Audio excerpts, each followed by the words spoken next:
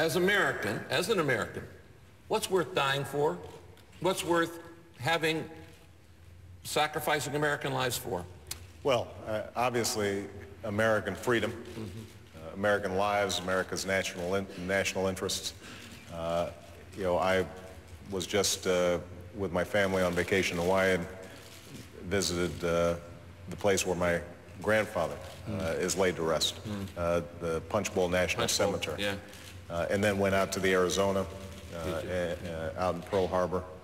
And, you know, you're reminded of the sacrifice that have been made on behalf of our freedom. And I think that is a solemn obligation that we all have. I think we also have forged alliances with countries, NATO being a prime example, where we have pledged to act militarily for the common defense. That is in our national interest, and that is something I think that we have to abide by. What would be the criteria that you would commit troops to end the genocide? For instance, like what's going on in Darfur, or could happen in Georgia or anywhere else? You know, a mass killing. Yeah, I don't think that there is a hard and fast line at which you say, okay, we are going in. I think it is always a judgment call. I think the basic principle has to be that if we have it within our power to prevent mass killing and genocide, and we can work in concert with the international community to prevent it, then we should act. Now, we have to do so. I think that international component is very critical. We may not get 100% agreement, but let's go to the war without UN approval? Oh yes, absolutely. Okay. Yeah, I think you take an example like Bosnia, when we went in and undoubtedly saved lives. We did not have UN approval, but there was a strong international case that had been made that ethnic cleansing was taking place. And under those circumstances, when we have it within our power, we should take action. Okay, this one's dear to my heart. Most people don't know that there are 148 million orphans in the world. 148 million kids growing up without mommies and dads. They don't need to be in an orphanage. They need to be in families. Right. But a lot of families can't afford to take these kids in. Right. Would you be willing to consider and even commit to doing some kind of emergency plan for orphans like President Bush did with AIDS? Almost a president's emergency plan for orphans to deal with this issue. I cheated a little bit. I actually looked at this idea ahead of time, and I think it's a great idea. I think it's something that we should sit down and figure out, working between non-governmental organizations, international institutions, the U.S. government, try to figure out what can we do. I think that part of our plan, though, has to be how do we prevent more orphans in the first place. And that means that we're helping to build a public health infrastructure around the world, that we are building on the great work that you, and by the way, this president has done when it comes to AIDS funding around the world. I think, I'm often a critic of President Bush, but I think the PEPFAR program has saved lives and has done very good work. And he deserves enormous credit for that. Religious persecution. What do you think the U.S. should do to end religious persecution, for instance, in China, in Iraq, and in many of our supposed allies? I'm not just talking about persecution of Christianity, but there's religious persecution around the world that persecutes millions of people. Well, I think the first thing we have to do is to bear witness and speak out, and not pretend that it's not taking place. Our relationship with China, for example, is a very complicated one. We're trading partners. Unfortunately, they are now lenders to us because we haven't been taking care of our economy the way we need to be. I don't think any of us want to see military conflict with China.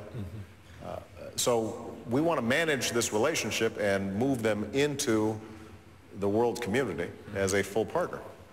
But we can't purchase that by ignoring the very real persecutions that are taking place.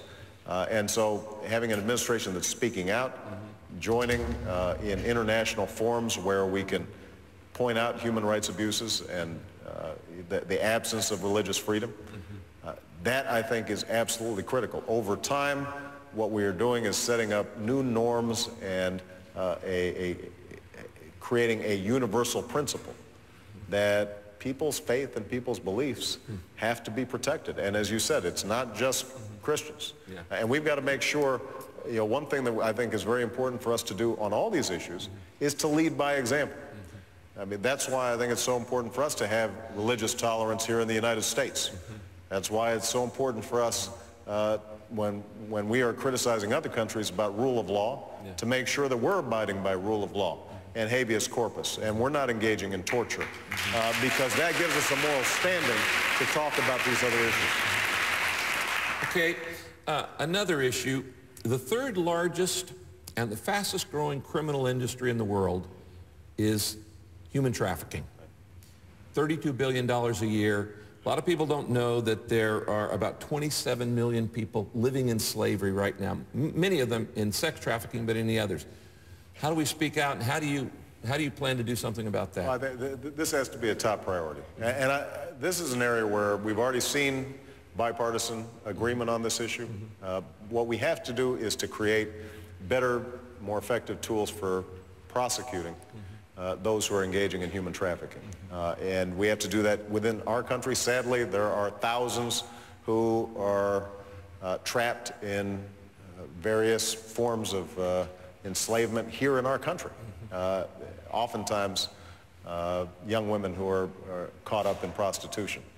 So we've got to give prosecutors the tools to crack down on these human trafficking networks. Internationally, we've got to speak out, and we've got to forge alliances with other countries to share intelligence, to roll up the financing networks that are involved in them. It is a debasement of our common humanity whenever we see something like that taking place. Okay, in 1 minute, because I know you could take the entire hour in this, tell me in a minute why you want to be president. You know, I remember what my mother used to tell me. I was talking to somebody a while back, and I said, the one time that she'd get really angry with me is if she ever thought that I was being mean to somebody or unfair to somebody. She said, imagine standing in their shoes. Imagine looking through their eyes. That basic idea of empathy. And that, I think, is what's made America special, is that notion that everybody's got a shot. If we see somebody down and out, if we see a kid who can't afford college, that we care for them too. And I want to be president because that's the America I believe in, and I feel like that American dream is slipping away. I think we are at a critical juncture. Economically, I think we are at a critical juncture internationally. We've got to make some big decisions, not just for us, but for the next generation. And we keep on putting it off, and unfortunately our politics is so broken, and Washington is so broken, that we can't seem to bring together people of goodwill to solve these common problems. I think I have the ability to build bridges across partisan lines, racial, regional lines, to get people to work on some common sense solutions to critical issues. And I hope that I have the opportunity to do that.